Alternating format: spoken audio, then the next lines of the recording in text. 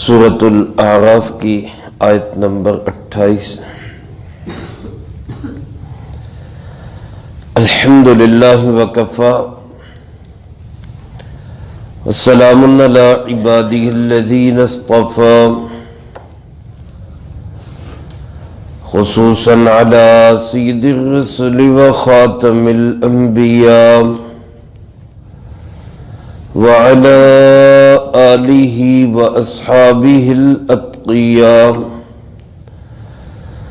اما بعد فاعوذ باللہ من الشیطان الرجیم بسم اللہ الرحمن الرحیم وَإِذَا فَعَلُوا فَاحِشَةً قَالُوا وَجَدْنَا عَلَيْهَا آبَاءَنَا وَاللَّهُ أَمَرَنَا بِهَا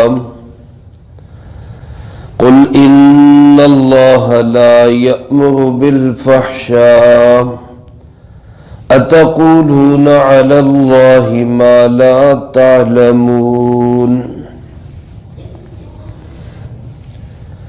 وَإِذَا فَعَلُوا فَاحِشَةً اور جب بھی یہ لوگ کسی بے حیائی کا ارتکاب کرتے ہیں، قَالُوا وَجَدْنَا عَلَيْهَا آبَاءَنَا تو کہتے ہیں کہ ہم نے اس پر اپنے آباء و اجداد کو پایا، وَاللَّهُ أَمَرَنَا بِهَا اور اللہ نے بھی ہمیں اسی کا حکم دیا۔ قل اے پاک پیغمبر صلی اللہ علیہ وسلم آپ فرما دیجئے، ان اللہ لا یأمر بالفحشاء یقیناً اللہ تعالی بے حیائی کا حکم نہیں دیتے، اتقولون علی اللہ ما لا تعلمون کیا تم اللہ کے بارے میں وہ باتیں کہہ رہے ہو جن کو تم جانتے بھی نہیں ہو۔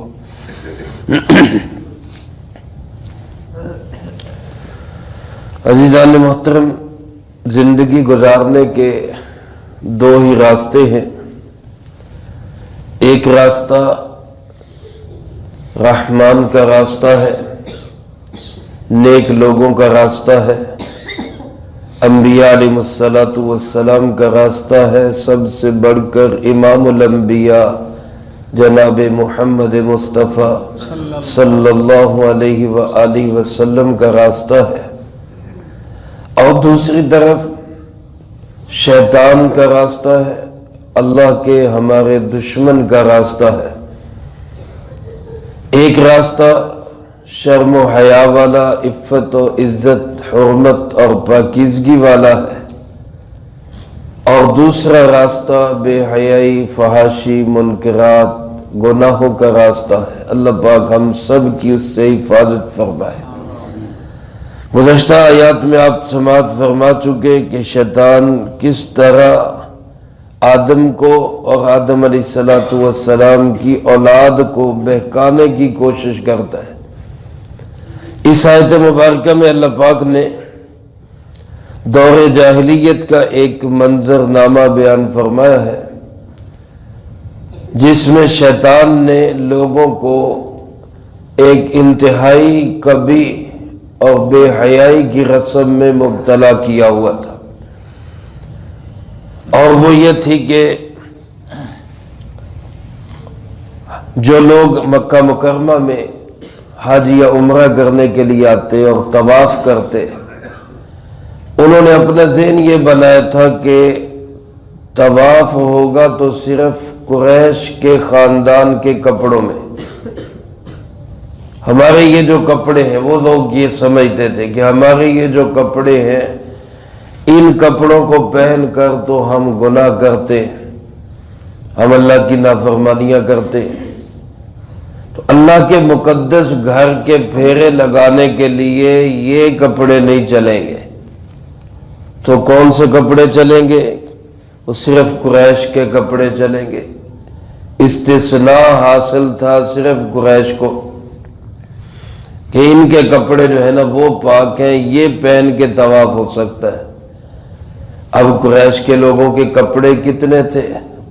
اس وقت تو ہماری طرح یہ عادت نہیں تھی کئی جوڑے بنا کے رکھنے کے، چند لوگوں کے لیے کافی ہوتے ہیں، تو باقی لوگ کیا کرتے، وہ بیت اللہ کا برہنہ ہو کر، ننگے ہو کر طواف کیا کرتے، الیاذ باللہ من ذالک، مرد بھی ننگے، عورتیں بھی ننگی، اور اس طرح کے مرد دن کو طواف کرتے، عورتیں رات کو طواف کرتی۔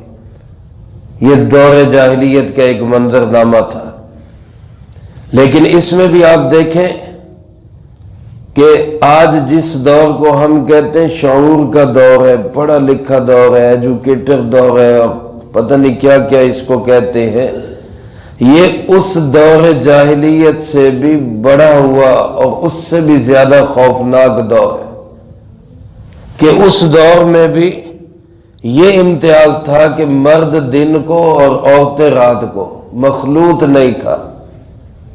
آج تو میرے عزیز دوستو شادیوں کی پارٹیوں سے لے کر بڑے بڑے میلوں ٹھیلوں تک، اور سکول کالج یونیورسٹی سے لے کر تمام اداروں تک، ہر جگہ جو مخلوط ماحول نے بے حیائی اور ننگا ناچ بنایا ہوا ہے، یہ ساری شیطان کی ذریت ہے۔ اللہ ہم سب کی اس سے حفاظت فرمائے۔ اور جب یہ برہنہ اور ننگا طواف بیت اللہ کا کرتے، اور اگر کوئی کہتا ہے بھئی یہ ایسا کیوں کرتے ہو، تو دو دلیلیں دیا کرتے، دو دلیلیں دیتے۔ ایک دلیل یہ دیتے کہ وجدنا علیہا آباءنا، ہمارے باپ دادے یہی کرتے تھے اس لیے ہم بھی یہی کرتے ہیں۔ جیسے آج کل لوگ کہہ دیتے نہیں ساری دنیا کر رہی ہے، آپ نئے آ گئے، آپ نئی چیز بتا رہے ہیں ہمیں، سارے یہ کر رہے ہیں۔ دوسری دلیل کیا دیتے کہ واللہ امرنا بہا، اللہ نے ہمیں اس کا حکم دیا ہے۔ میرے عزیز دوستو دیکھیں کس قدر خوفناک جال ہے شیطان کے، ایک تو بیت اللہ کے برہنہ طواف پہ لگا دیا، اور پھر اس کی دلیل کیا دے رہے ہیں کہ اللہ نے ہمیں اس کا حکم دیا ہے۔ اللہ پاک نے اس کا جواب دیتے ہوئے فرمایا، پاک پیغمبر صلی اللہ علیہ وسلم آپ ان سے کہہ دیں کہ ان اللہ لا یأمر بالفحشاء، اللہ تو کبھی بھی بے حیائی کا حکم نہیں دیتے۔ فحشاء، فاحش، فحش اس غلطی اور اس بری حرکت کو کہتے ہیں جو انتہا درجے کی بری حرکت، انتہا درجے کی بری حرکت، جس کو کوئی عقل سلیم اور جس کو کوئی ذرا سی سمجھ رکھنے والا انسان بھی اپنے لیے معیوب سمجھے۔ تو ایسی بے حیائی، وہ ظالموں یہ نہیں سوچا کہ جن کپڑوں میں تم طواف کرنے کو برا سمجھتے ہو کہ گناہ کے وقت یہ کپڑے ہمارے جسموں پہ تھے، تو وہ جسم بھی تو تمہارا ہی ہے جس جسم سے گناہ کرتے رہے، پھر تو اس جسم کو بھی طواف نہیں کرنا چاہیے۔ یعنی جو شریعت کے احکامات ہیں وہ پیچھے رہ جاتے ہیں، جو اپنی خود ساختہ رسمیں ہیں، اپنے بنائے ہوئے رواج ہیں، وہ آگے آ جاتے ہیں۔ میرے عزیز دوستو آج بھی شیطان بہت سارے لوگوں کو یہی ننگا ناچ نچا رہا ہے، اس لیے میں آپ یہ نیت کریں کہ ہم اس حکم کی اتباع کریں گے جو اللہ اور اللہ کے رسول حضرت محمد صلی اللہ علیہ وسلم کا حکم۔ ہم رسم و رواج پہ نہیں چلیں گے، ہم اپنے فرسودہ نظام پہ نہیں چلیں گے، ہم کسی دشمن کے بنائے ہوئے، کسی انگریز امریکہ کے بنائے ہوئے نظام پہ نہیں چلیں گے، ہم چلیں گے تو صرف قرآن و سنت کے نظام پہ چلیں گے، بس یہی رحمان کا نظام ہے۔ اس کے علاوہ دنیا میں جو کچھ ہے سب شیطانی نظام ہے، سب شیطانی نظام۔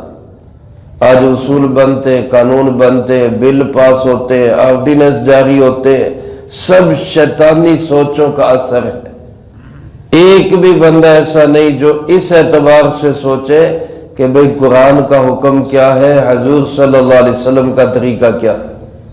میں نے آپ نے ہر مسلمان نے اگر کامیاب ہونا ہے تو اس کا راستہ ایک ہی ہے، اللہ اور اس کے رسول صلی اللہ علیہ وسلم کی مان کر چلے۔ میرے عزیز دوستو، باپ دادوں کی بات ماننا برا نہیں ہے، لیکن تب جب باپ دادے خود دین پر ہو۔ حضرت یوسف علیہ السلام کا جملہ اللہ پاک نے قرآن پاک میں نقل کیا، وَاتَّبَعْتُ مِلَّةَ آبَائِي ابراہیم و اسحاق، میں اپنے باپ دادے کی ملت کی پیروی کرتا ہوں جو ابراہیم اور اسحاق علیہ السلام ہے۔ تو باپ دادے نیکی کے راستے پہ ہوں تو ان کے پیچھے چلنا چاہیے، لیکن اگر خود باپ دادے ہی غلط راستے پہ ہوں، لا یعقل ہوں، علم نہ ان کے پاس، تو پھر ایسے باپ دادوں کے پیچھے چلنا اور قرآن و سنت کو چھوڑ دینا یہ اپنی بربادی کے مترادف ہے، اپنے آپ کو ہلاکت میں ڈالنے والی بات ہے۔ لہذا اللہ پاک نے یہ بتا دیا قیامت تک جتنے بھی شیطانی لوگ ہوں گے ان کے پاس دو ہی دلیلیں ہوں گی۔ ایک دلیل کیا کہ ہم رسم و رواج پہ چل رہے ہیں، ساری دنیا چل رہی ہے، باپ دادے کر رہے ہیں۔ آج لوگ کہتے نہیں کہ جناب کیا کریں، سود کے بغیر گزارا نہیں ہوتا۔ آج لوگوں کی زبانوں سے آپ نے سنا ہوگا، لوگ کہتے ہیں جی جھوٹ نہ بولے تو کاروبار نہیں چلتا۔ یہ سب شیطانی جملے ہیں۔ ساری دنیا کا نظام چلانے والا صرف کون ہے؟ اللہ رب العالمین۔ اور ساری دنیا کے تمام انسانوں کی کامیابی اللہ کی قسم صرف شریعت کی اتباع کے اندر ہے۔ دنیا آخرت کی کامیابی صرف قرآن و سنت کی اتباع میں ہے۔ اور دوسرے لوگ مغالطوں میں ڈالتے ہیں، اپنے پاس سے کوئی چیز بنا کے کہیں گے جی یہی شریعت ہے، جی یہی قرآن ہے، جی اللہ کا حکم یہی ہے جی۔ تو ایک اصولی بات ذہن میں رکھ لیں کہ بے حیائی، گناہ، برے کام کا اللہ اور اللہ کا رسول کبھی بھی حکم نہیں دیتے۔ اللہ پاک ایسے لوگوں کے متعلق فرماتے ہیں یہ اللہ کے متعلق وہ جھوٹ بول رہے جس کا ان کو علم بھی نہیں ہے۔ شیطان کے بہکانے کے دو ہی راستے ہیں، ایک شبہات، ایک شہوات۔ شہوات یعنی لذتوں میں مبتلا کر کے، گناہوں میں مبتلا کر کے بہکائے گا۔ شبہات یعنی دل میں وسوسے ڈالے گا، دین کا یہ حکم صحیح نہیں، یہ حکم صحیح نہیں، یہ حکم صحیح نہیں۔ تو ہم نے شبہات سے بھی بچنا ہے، شہوات سے بھی بچنا ہے۔ جو دین کے متعلق شبہات پیدا کرتے ہیں، آج کل بہت سارے ٹی وی میڈیا پہ بیٹھے ہوئے اینکر وہ صرف شبہات ہی پیدا کرتے ہیں۔ اس حکم میں یہ شبہ، اس حکم میں یہ شبہ، اس حکم میں یہ شبہ۔ ایسے شبہات سے اور شبہات پیدا کرنے والوں سے بھی ہم نے بچنا ہے، کہو انشاءاللہ۔ اور شہوات، گناہ، لذات، اس سے بھی ہم نے بچنا ہے۔ اور بچنے کا راستہ کیا ہے؟ اللہ کی پناہ میں آ جائے۔ اللہ کی پناہ میں آنے کا طریقہ کیا ہے؟ کسی اللہ والے کے پاس بیٹھ کے اللہ اللہ کرنا سیکھے، ذکر کرنا سیکھے۔ جو بندہ ذکر کرتا ہے وہ شیطان کے داؤ، مکر و فریب سے بچ جاتا ہے۔ بزرگ کہا کرتے تھے نا، جو دم غافل سو دم کافر۔ جو سانس غفلت میں گزر رہا ہے وہ سمجھے کفر میں گزر رہا ہے۔ اس لیے ہر وقت اللہ کی طرف دھیان، ہر وقت دعاؤں کا اہتمام، ہر وقت اللہ کا ذکر، ہر وقت جناب محمد کریم خاتم النبیین بلند آواز سے کہہ دیں صلی اللہ علیہ وآلہ وسلم کی سنتوں کی طرف دھیان۔ ایسا بندہ ہمیشہ اللہ کی پناہ میں رہے گا اور شیطان کے مکر و فریب سے بچا رہے گا۔ اللہ پاک ہم سب کو شیطانی مکر و فریب سے محفوظ رکھے۔ جو کہا سنا اس کو زندگی میں لا کے دوسروں تک پہنچانے کی توفیق عطا فرمائے۔ عالم اسلام کی عظیم ہستی حضرت پیر طریقت رہبر شریعت حافظ ذوالفقار احمد صاحب نقشبندی رحمت اللہ علیہ اللہ کو پیارے ہو گئے. دنیا بھر میں ان کا بہت بڑا فیض تھا، پوری دنیا میں. آج وہ اللہ کے پاس اپنا انعام پانے کے لیے پہنچ گئے. نماز جنازہ 2 بجے جھنگ کے اندر ادا کی جائے گی. ان کا مدرسہ ہے جھنگ میں، جامعہ مہد الفقیر. تمام احباب کوشش فرمائیں، ایسے جنازے قسمت سے نصیب ہوتے ہیں، اس نماز جنازہ میں شرکت کی ضرور کوشش فرمائیں. اللہم لک الحمد کما ینبغی لجلال وجہک وعظیم سلطانک. اللہم لا احصی ثناء علیک انت کما اثنیت علی نفسک. اللہم لک الحمد کما انت اہل. صلی علی محمد کما انت اہل وافعل بنا ما انت اہل فإنک